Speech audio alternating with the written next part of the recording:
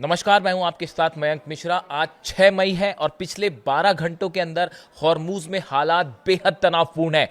कहां कहां हमले हुए हैं, कौन से जहाजों को निशाना बनाया गया और कौन से प्लेन्स गिराए गए, ये तमाम जानकारियां मैं आपको दूंगा। लेकिन एक बेहद अहम खबर से हम शुरुआत करते हैं। देखिए, ईरान ने जिस तरह से हमला किया यूएई पर और बताया यह गया कि 15 मिसाइल्स फायर की गई हैं, कई सारे ड्रोन्स फायर किए गए जिससे फुजेरा में धमाका हुआ, ऑयल डिपोज जले।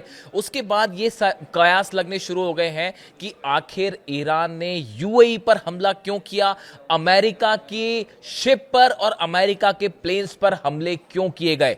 इसको लेकर एक बेहद हैरान करने वाला दावा सामने आ रहा है। ऐसा कुछ एक्सपर्ट्स बता रहे हैं। देखिए, इसका कंफर्मेशन नहीं है, लेकिन बिहाइंड द सीन इस तरह की चर्चाएं हो रही है कि क्या व्लादिमीर पुतिन, रूस के राष्ट्रपति के कहने पर ईरान ने यूएई के ऑयल डिपोज को निशाना बनाया।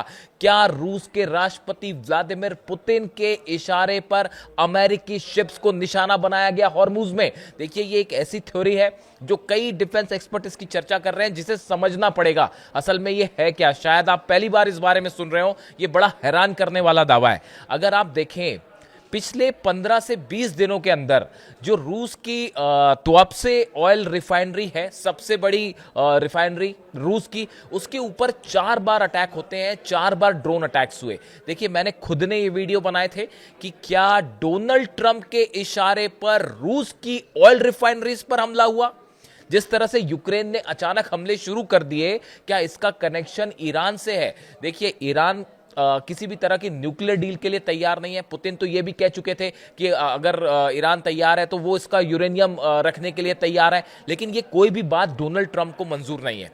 क्या डोनाल्ड ट्रंप इस तरह से देखते हैं कि पुतिन के रहते किसी तरह का कोई समझौता ईरान नहीं करेगा अमेरिका से? और क्या यही वजह है कि यूक्रेन के जरिए डोनाल्ड ट्रंप रूस के ऑयल रिफाइनरीज को निशाना बना रहे हैं? एक के बाद एक 15 से 20 दिनों के अंदर 5-6 बड़ी ऑयल रिफाइनरीज पर हमला होना बड़े सवाल खड़े करता है, जिसके बाद ये कयास लगाए जा रहे हैं।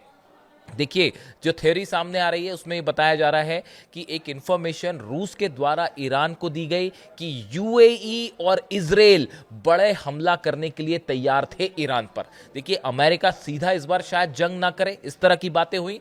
लेकिन खबरें ये आ रही थी कि यूएई के फाइटर जेट्स और साथ में इजराइल के फाइटर जेट एक बड़ा ऑपरेशन लॉन्च करना चाह रहे थे ईरान के खिलाफ। लेकिन ये जानकारी रूस की खुफिया एजेंसीज के पास थी और पुतिन ने ये अलर्ट किया ईरान को। और बल्कि अलर्ट ही नहीं किया, बल्कि ये भी कहा कि इसके पहले कि यूएई और इजराइल की तरफ से कोई स्ट्राइक हो, आप खुद स्ट्राइक कर दीजिए। और क्या इसी वजह से फुजेरा को अचानक निशाना बनाया गया? ईरान की सेना ने जो हमले किए यूएई के ऊपर, क्या ये सिर्फ एक ट्रेलर था यह बताने के लिए कि अगर आपने हम पे हमला किया तो पूरा अरब जलेगा? क्या यह ट्रेलर वार्निंग थी?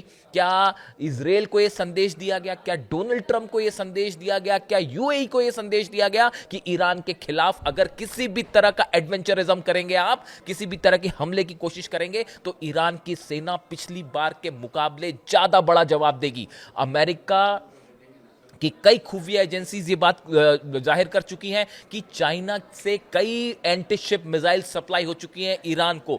दावे यहां तक हो रहे हैं कि रूस ने अपना डिफेंस सिस्टम भी दे रखा है और रूस की तरफ से भी मिसाइल सप्लाई हुई है ईरान को। ऐसे समय में देखिए, ईरान रूस, अभी जो लेटेस्ट खबर है, अब्बास अरागची विदेश मंत्री जो हैं ईरान के, वो चीन के दौरे पे हैं और उनकी चीन के विदेश मंत्री से आज मुलाकात होनी है, जिसमें बताया जाता है कि हॉर्मूज को लेकर एक बड़ा फैसला हो सकता है।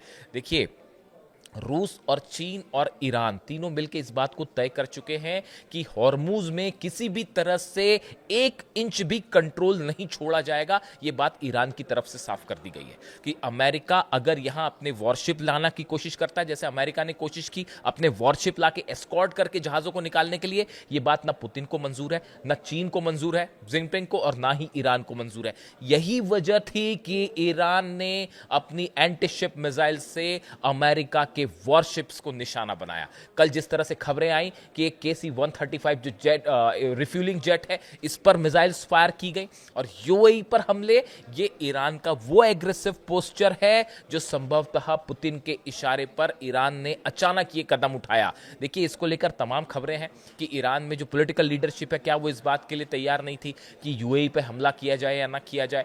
लेकिन इसको लेकर जो हालात बन रहे हैं, निकल के सामने आए, ईरान की सेना की तरफ से एक क्लियर कट वार्निंग थी, क्लियर कट इंस्ट्रक्शन थे कि अगर आप हमारे वाटर्स में अंदर आएंगे तो जवाब मिसाइल से दिया जाएगा। आप अपने वॉरशिप लेके ईरान के करीब आएंगे तो सारे वॉरशिप जला दिए जाएंगे।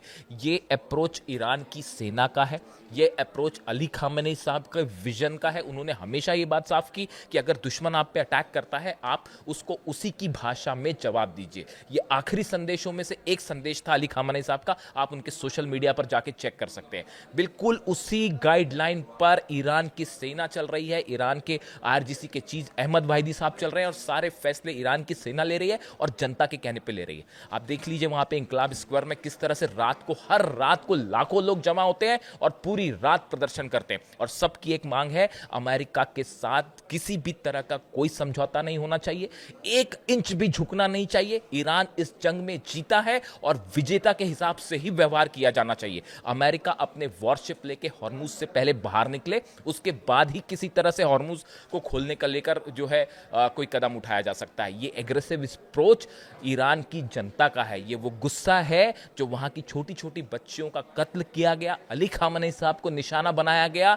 ये बात ईरान की जनता कभी नहीं भूलेगी और यही एग्रेशन और गुस्सा अब ईरान की सेना में देखने को मिल रहा है। और हॉर्मुज के हालात कैसे हैं वो आप जान ही रहे हैं, यानी किसी भी क्षण एक ऐसी जंग छिड़ सकती है जो कि पूरे मिडिल ईस्ट को सुलगाएगी। और ये जो हमले ईरान की तरफ से हुए, चाहे यूएई पे हो, चाहे अमेरिकी जहाज़ों पे हो, ये एक सिर्फ ट्रेलर था ये बताने के लिए कि हिम्मत मत करिएगा हॉर्मुज में कदम रखने की। और क्या इसको पूरी बैकिंग पुतिन की तरफ से है, चाइना की तरफ से है, ये एक ऐसी थ्योरी है जिसको प्रूफ नहीं किया जा सकता। लेकिन इसको लेकर इस तरह के दावे हैं, कयास है कि पुतिन की तरफ से ना सिर्फ सूचना दी गई थी कि यूएई और इजराइल बड़ा हमला कर सकते हैं, बल्कि यह भी कहा गया कि वो हमले करते हैं उसके पहले आप एक ट्रेलर दे दीजिए, वार्निंग दे दीजिए। और क्या इसी वजह से ईरान ने हमला किया? देखिए, ये वो सवाल है जिसको लेकर अपनी अपनी राय है। आप क्या सोचते हैं कमेंट करके जरूर बताइए। वीडियो कैसा लगा बताइएगा। जो भी अपडेट होगा, नया अपडेट आएगा हॉर्मुज से, खासतौर पर अब्बास अराक्ची साहब और विदेश मंत्री चीन के वांग यी की मुलाकात में क्या होता है, इस पर नजर रहेगी। जो भी अपडेट होगा आप तक पहुंचाएंगे। कमेंट करके बताइए वीडियो कैसा लगा। Thank you so much.